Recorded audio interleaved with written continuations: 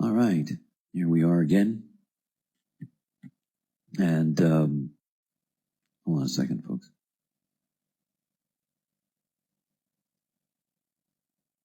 Test. Okay, just checking my sound volume. All right. Here you can see that in beginning and looking at this chart that we're dealing with the projector. And again, in dealing with a projector, because I've just talked about these various themes, how important it is to understand that each and every configuration has its own, its own process. Here you're dealing with a different kind of projector. You're dealing with an energy projector. You're dealing with a projector that has 3 defined motors, very, very powerful. You have the root center to the emotional system, and the emotional system to the ego, and all of this through the same stream. That is, this is a tribal stream. It is all about the various needs and demands of the tribe, the need for community, the need for family, the need for marriage, the need for, all of the formal bonds that are inherent in the tribe, the need for the bargain, the need for loyalty in one's relationships with the other, all of the things that arise out of that. And everything out of this lower configuration, this emotionality that's here as an emotional projector, is pointed upwards to the ego, and then there are these 2 gates that are hanging outwards, the 21st gate and the 36th gate. And of course, we're dealing with a split definition. And these 2 aspects that are separate in you, they don't necessarily get along well. That is, the lower configuration you have is deeply tribal and extremely emotional. It's an adrenalized need that is there. It is the need that is driving all of this, and it's driving all of this that the emotional ego is driving to be in control. This is one of the main themes for you in your process, is how the need to be in control has backfired in terms of the way in which your life process is operated. Let's start from the beginning, in a sense. To begin with, you came in on the right angle cross of the Sphinx. You can see this here, the variation with the sun in the 2nd gate, the 2-1, and on the other side, the 7, the 13. Here in the G center, Sphinx beings are here to provide direction. It's what they're about. Everything about the Sphinx is about being able to provide a direction. That direction, whether that direction is perceived from the past or perceived in terms of movement to the future, whether it is existential or not, you are somebody that whenever other beings come into your life, you are impacting them in terms of the direction that they're going to take in that life. More than that, you're a 3313. You're a prodigal. All prodigals have that, process in their life where, in essence, they need to leave home for whatever reasons. And it's one of the things to see about the nature of your design is that your profile is a 4-6. As a 4-6, it means that you have had a tripartite life process. The first 30 years, the fundamental dilemmas of trial and error, of the potential mistakes in relationships. And depending on the generation that you belong to, mistakes in relationships can be very costly. They can be relationships that lead to children, relationships that lead to commitments over long periods of time that were never really correct in the first place.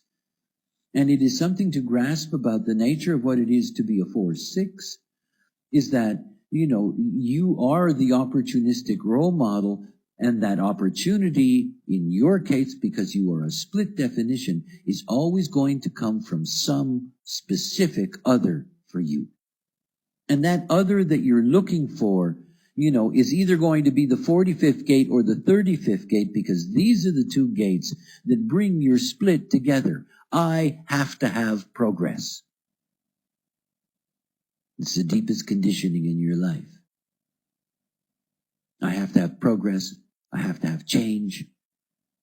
I have to be able to exercise my control. All of these things become the dominating forces in your life. And they're not you. I mean, they're not you. It's not what's here to guide you.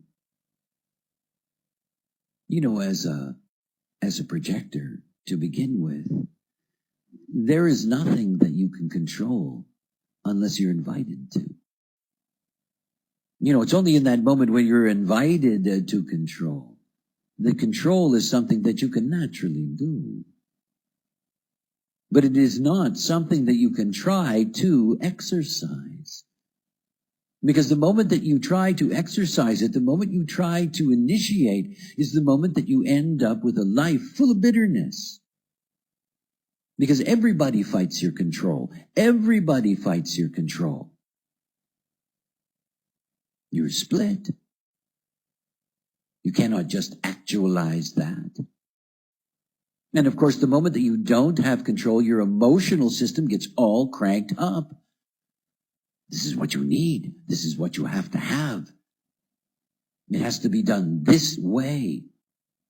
That everybody's got to eat this way, that they got to dress this way, that they got to live this way, all the things that you want to control. And you can't. And it just leads to bitterness. See, it's time to step away from all of that. You do not have to have control. You don't. You are only here to control when you're invited to do so. And in that invitation, there is no immediate response to that invitation anyway, no immediate reaction to it. You're an emotional being. Your life is deeply, deeply dominated by your emotional system. Everything about you is built on a ratchet. You know, you have the full stream of the emotional life. The emotional wave of the tribe is a ratchet wave. You know, it builds up and builds up and builds up and builds up and builds up and builds up until it finally just explodes. You know, and that's usually the moment that everything just falls apart. You carry all that inside of you. All of that bitterness, all of that, you know, resistance to your right to be in control. But it's not. Projectors are here to be of service. If they cannot be of service, they're useless. It's the same thing for any of us who are non-energy, you know, non-sacral beings, I should say. You know, whether it's someone like me who's a manifester or a reflector, we better be of service because we do not provide the life force. We are not generators, and this is a generator world. Everything about being a projector is grasping this. And it's not about whether being of service is being in service, you know? It's not about being subservient. It's not about being, you know, the one that's taken advantage of or manipulated. It isn't about that at all. It's about being of service because one is capable of it and one is invited. It's all about invitation. Nothing is going to change for you until you can develop the patience that every emotional being, that every projector needs. And while you're being patient and waiting for the invitation, study. You know, again, this is one of the most basic things to grasp about the nature of projector. It's why Jovian has a projector discount, an endowment for projectors. This is the only way they get there. You know, again, they're not looking inward. But the moment that a projector can be absorbed in the thing that is correct for them to be absorbed in, you know, then ultimately they're going to be able to find their value. And they'll be recognized for it. The first thing to begin with is that you're somebody that carries a vision. But that vision can only be realized through discretion. You're somebody that has secrets. You have secrets. And these secrets that you carry, the secrets are there in the 13th gate. You don't even know how you get them. It's unconscious. You have these secrets. It's part of what you're here to do. It's part of the way in which you're here to give direction to others. You're here to reveal things to them. And that doesn't mean that they have to be, esoteric and this and that. But it's about the higher goal. It's about being the team player. It's about being a part. You see, you have this gift that's here in this channel. Everyone who has this has an ability to be able to, reveal things at different times. It's a gate of memory. It's a gate that holds on to all kinds of stories and experiential processes. And for you, it is one of those essential gates. You have two conscious gates in the throat. The 16th gate, the gate of enthusiasm, the gate of skills. So you have, articulating skills, the potential of this talent to be able to, share your remembrance. That sharing of your remembrance is the way in which you reveal your identity. But everything about you, everything about what it is to be a split definition, is that your life is defined by that other. Lover, friend, whatever the case may be. The great threat for you is always the sacral center. You've got this 29th gate sitting there, and on the design side, you have the 29-5. This is all about overreach. Generators make you jump. They make you go too far. They make you, promise things that you can't deliver. You have to be so careful about your connection in that sense to the other. Your grounding, your personality.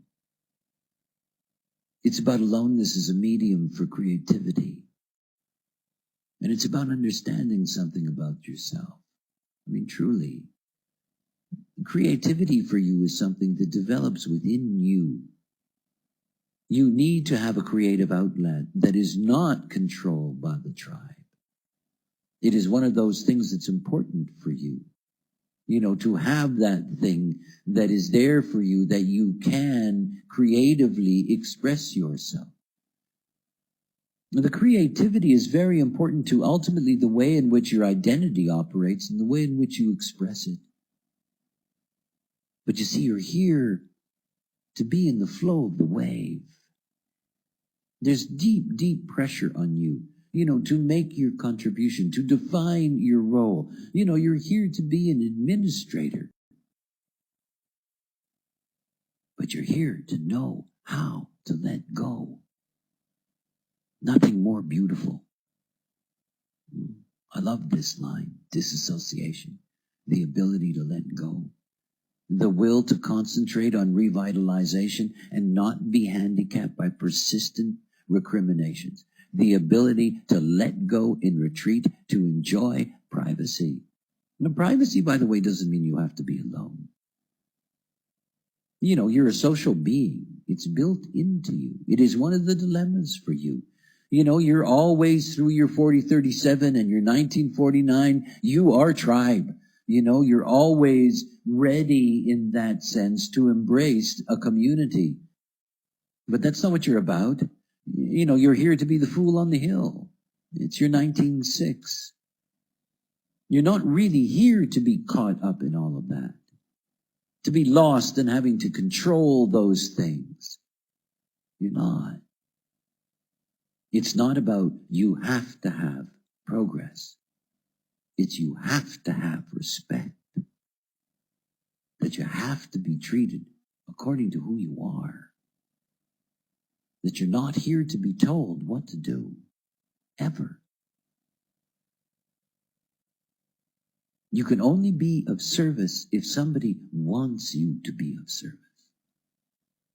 It's the most fundamental way to be able to distinguish the value of who you are as a being. And you see, every relationship with you is so important. You know, out of that will come your opportunities in life.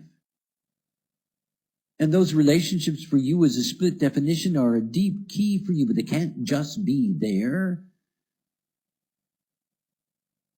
Think about the way the 40-37 works. You're sitting with somebody, you're a 40-37, you make an arrangement with them. You're making that arrangement in a place, in an emotional wave. It's going to change. As a matter of fact, if you don't write down what it is, ultimately you're going to end up with a different memory of what you think the deal meant. For a 40-37, everything is about the contract. What is the deal? Every single relationship in your life, you have to see that as something that demands a clear contract. What do you want? What do you want from me? You cannot just simply go along with things. You have to know what's there. If you're invited to do something, you need the time to be able to assess what's involved in all of that and whether you're going to have the support that you need for the way in which you want to do whatever it is. Don't go into anything unless the deal is clear. If it's not clear, you're going to suffer. It's not. It's one of those things that you have to grasp as a 40-37. This is the way in which our society has been able to hold itself together, is this inherent bond and contract. And for you, it's everything. That invitation comes with emotional assessment. And it comes with demands. Demands. Yes, but. Very beautiful. Yes, but. Yes, I will accept this invitation, but here are my rules. This is the way that it's going to have to work. Because you see, this is what you're here for. The whole thing about being a guide is that the gift that you have is there. Once the invitation is there, then you take on your role. And that role is something that can be very, very powerful. You're an excellent witness in that sense.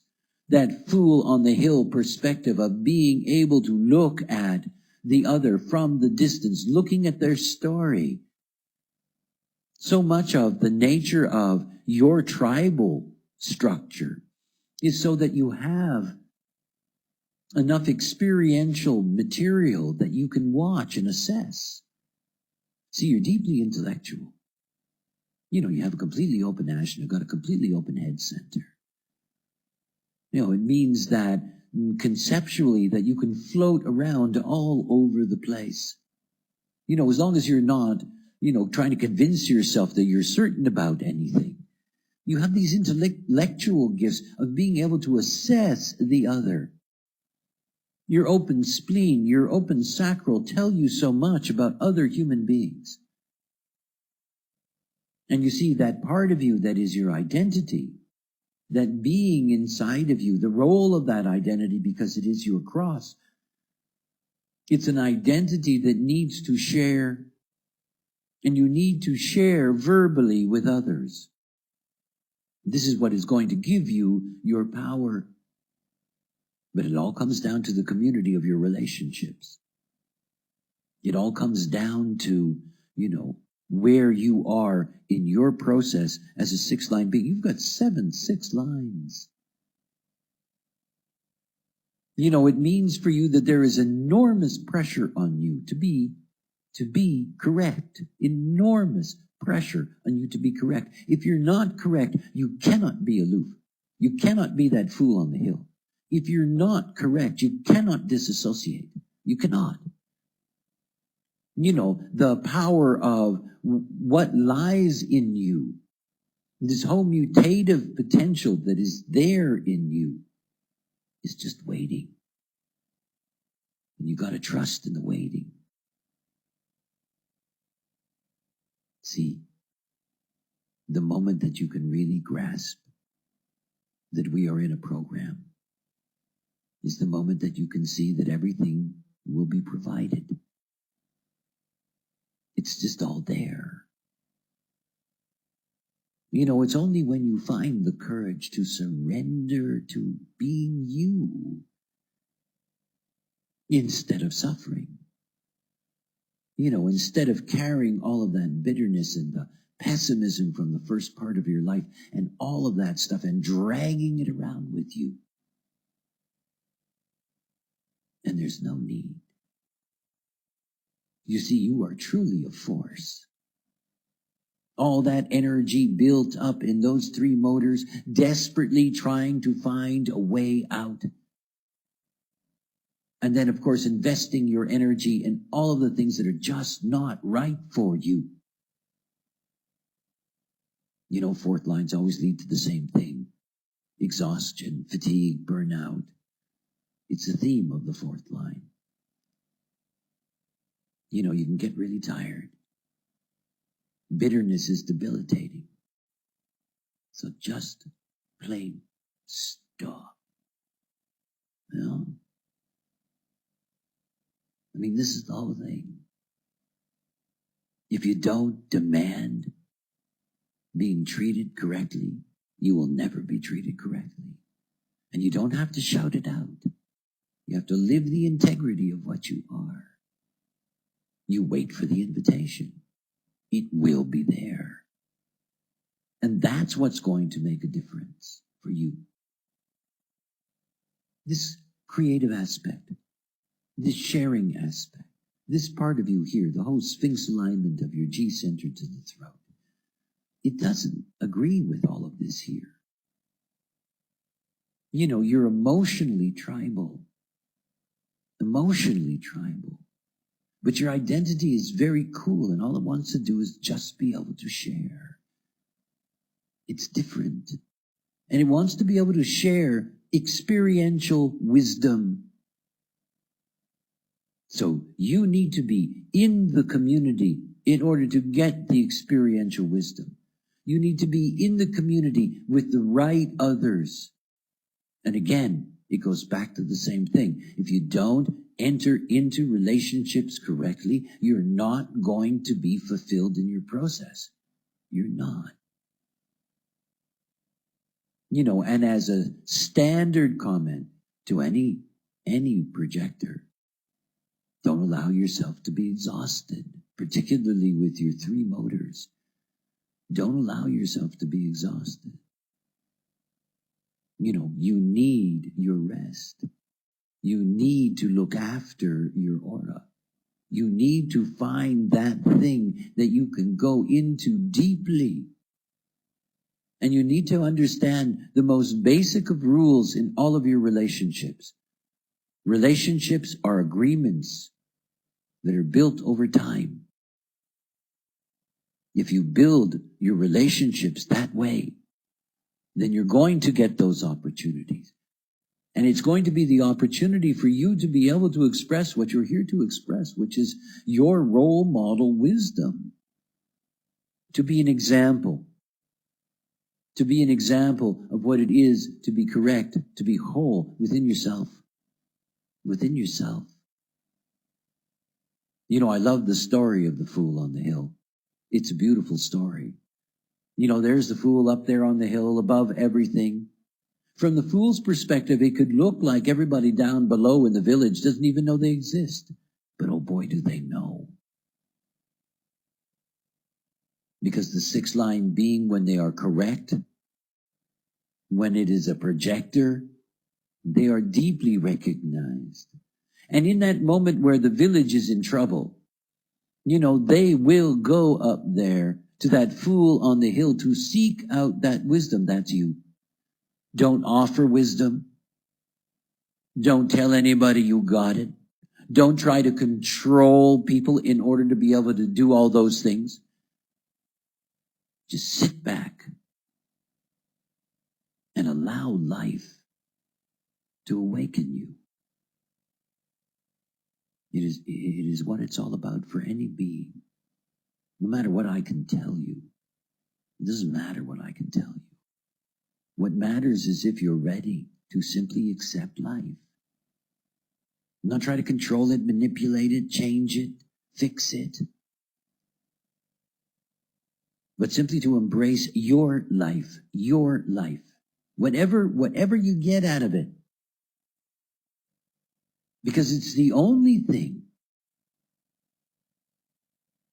You see, without it, without you taking this opportunity, there is no opportunity in the end. See, no matter what your design is, no matter what anybody's design is, it's strategy and authority that determines decision-making, and that's life. If you can't make a decision as yourself, you can never be yourself. You need to make a decision as an emotional projector. You need to only make decisions as an emotional projector. And you see, the world around you will change, not you. The world around you. Because when you're living as a true emotional projector, then you will get the invitations that are correct. It's what it's about. Well, I hope you enjoyed that. Let me see if I can just